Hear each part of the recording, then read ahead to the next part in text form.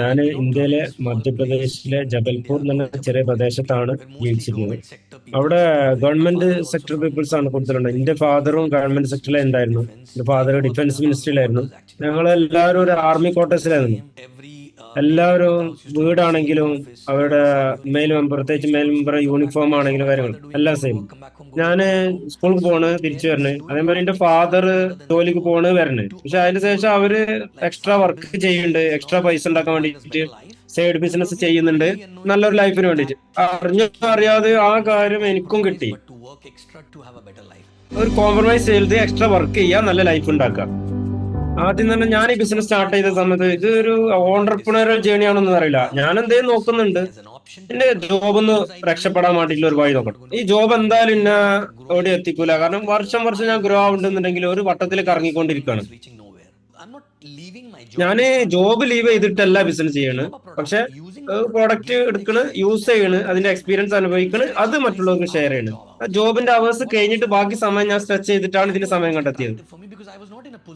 ഞാൻ ആ ഒരു ജോലി വിടേണ്ട ഒരു സാഹചര്യത്തിലായിരുന്നു. കാരണം എന്റെ പാരന്റ്സിന്റെ ആണെങ്കിലും സിസ്റ്ററിന്റെ ആണെങ്കിലും കാര്യങ്ങളെല്ലാം എന്റെ കയ്യിൽ തന്നെ ഉണ്ടായിരുന്നു. ഇന്നെ അട്രാക്ട് ചെയ്ത കാര്യം തന്നെ ഇവിടെ ഒന്നും നഷ്ടപ്പെടാനില്ല എന്നുള്ളതാണ് ഇന്നെ അട്രാക്ട് ചെയ്ത കാര്യം.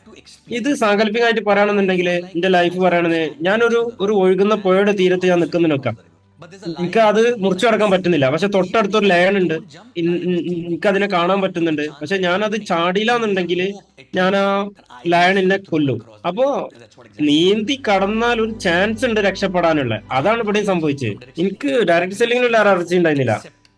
ഞാൻ മുമ്പും ചെറുതായിട്ട് ഒരു പരിചയമുണ്ട്. ഞാൻ അവിടെ ഏണിങ്സ് ഒന്നും ഉണ്ടാക്കിയില്ല എന്നുണ്ടെങ്കിലും ഞാൻ കോളേജ് വിട്ട് ഒരു 22-23 വയസ്സാവുമ്പോ ചെറിയ ഒരു പരിചയം, ഒരു വലിയ അമേരിക്കൻ കമ്പനി, ഒരു പഴയ അമേരിക്കൻ കമ്പനിയാണ്. അവിടുന്നാണ് എനിക്ക് റിയലൈസ് ചെയ്തത് എങ്ങനെ ഡ്രീം കാണണം, എങ്ങനെ സ്വപ്നം കാണണം എന്നല്ല പഠിപ്പിച്ചത്. ഫിനാൻഷ്യൽ ഫ്രീഡം എന്ന കോൺസെപ്റ്റിനെ കുറിച്ച് ഞാൻ മനസ്സിലാക്കിയത്. ഞാൻ പെട്ടെന്ന് പൈസ ഉണ്ടാക്കാന്നുള്ള അല്ലെങ്കിലും ഞാൻ ജോബ് ചെയ്യുന്നുണ്ട്, ജോബിൽ ഗ്രോ ആവുന്നുണ്ട്, ഒന്നും സംഭവിക്കണില്ല. ഒരു ഒരു 8-9 വർഷം ഞാൻ ജോലി ചെയ്തപ്പോഴാണ് ഞാൻ ക്യൂനെറ്റ് കാണുന്നത്. ഇത് പോസിബിൾ എന്ന് പറഞ്ഞാൽ എന്റെ മാസത്തെ ശമ്പളം ഒരാഴ്ചയിൽ ഉണ്ടാക്കാനുള്ള ഒരു സാധ്യത ഇവിടെ ഞാൻ കണ്ടു. ഇതിവിടെ പോസിബിൾ ആണ്. ഞാൻ ഇൻഡസ്ട്രി ഇഷ്ടപ്പെടുന്നുണ്ട്, എനിക്ക് ഉണ്ടാക്കാൻ പൈസ ഉണ്ട്, എന്തുകൊണ്ട് എനിക്ക് ചെയ്തുകൂടാ?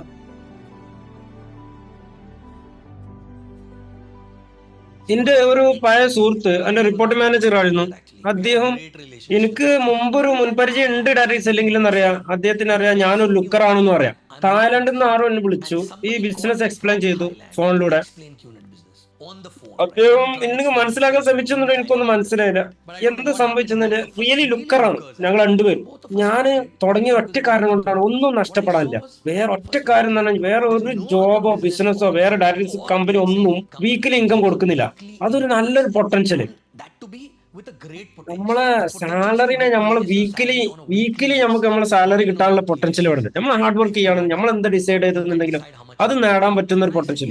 ഞാൻ ഹാർഡ് വർക്ക് ചെയ്യാൻ റെഡിയാണ്. എനിക്കൊരു ലക്ഷ്യം ഉണ്ടായിരുന്നു, എനിക്കൊരു സാധ്യത ഞാൻ ഇവിടെ കാണുന്നുണ്ടായിരുന്നു. എല്ലാ കാര്യങ്ങളും അതിന്റെ അതാ സ്ഥാനത്തായതുകൊണ്ട് എനിക്ക് ഈ ഓപ്പർച്യൂണിറ്റി കിട്ടി. ഇതൊരു മനോഹരമായ യാത്രയാണ്.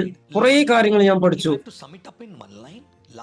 ഞാനൊരു 14 വർഷം കൊണ്ട് ഞാൻ ഇത് ടീമിനോട് പറയുന്ന ഒരു കാര്യം എന്ന് പറഞ്ഞാൽ ഇവിടുന്ന് എന്ത് നേടി എന്നുള്ളതല്ല, ഞാൻ ഈ ഒരു പ്രോസസ്സിലൂടെ, ഈ ജേണിയിലൂടെ ഞാൻ എന്തായി തീർന്നു, എന്തായി മാറി, അതാണ് കൂടുതൽ വാല്യൂ ആയിട്ടുള്ള കാര്യം.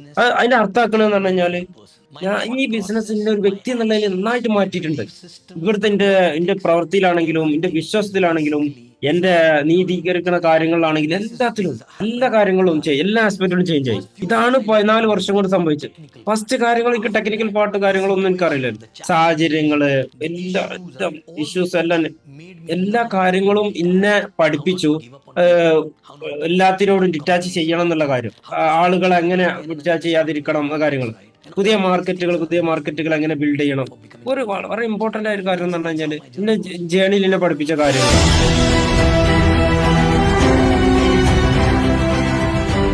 ഞാൻ ഈ ചലഞ്ചസിലൂടെ പോകുന്ന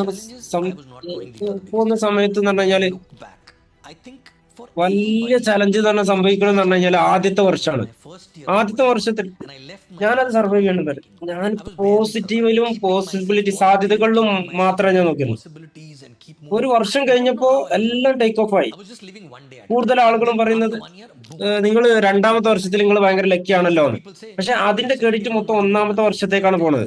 ആ ടൈമിൽ ഞാൻ മനസ്സിലാണ് ഈ കാര്യങ്ങളെല്ലാം നല്ല പോലെ ആകുമ്പോൾ എല്ലാവരും പോസിറ്റീവ് ആവും. പക്ഷെ ഞാൻ അതല്ല ചെയ്ത്. ഞാൻ നേരെ ഓപ്പോസിറ്റ് ആണെങ്കിലും ഞാൻ പോസിറ്റീവായി നിന്നു. ആ പോസിബിലിറ്റീസ് മാത്രം നോക്കിയിരുന്നു. എന്നാലും വർക്ക് ചെയ്തുകൊണ്ടേയിരുന്നു. എന്റെ ഫസ്റ്റ് ഇയറിൽ അതാണ് ഞാൻ സംഭവിച്ചത്.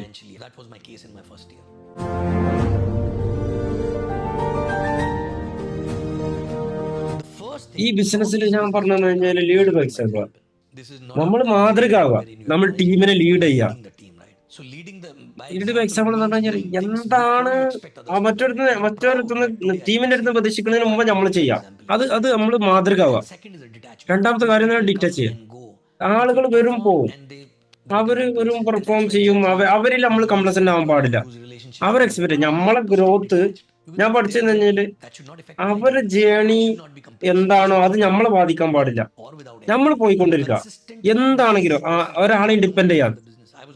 ഈ ബിസിനസ്സിൽ മാത്രം സംഭവിച്ച പെർസിസ്റ്റന്റ് ആയിട്ട് കൺസിസ്റ്റന്റ് ആയിട്ട് കുറെ സമയം കൊണ്ട് ഇപ്പൊ എന്നോട് ചോദിക്കാവുന്ന വലിയ കാര്യം എന്ന് പറഞ്ഞു കഴിഞ്ഞാൽ എന്റെ ഡിസിപ്ലിനും കൺസിസ്റ്റൻസി മാത്രം. ഇതെല്ലായിടത്തും ഉപയോഗമുള്ള കാര്യമാണ്. ഈ വാല്യൂസ് കാര്യങ്ങളൊക്കെ എന്റെ ലൈഫിൽ എല്ലായിടത്തും എനിക്ക് ഉപകാരപ്പെടുന്നുണ്ട്. ഞാൻ ഈ ബിസിനസ്സിൽ പഠിച്ച കാര്യങ്ങളാണ് ഇതൊക്കെ.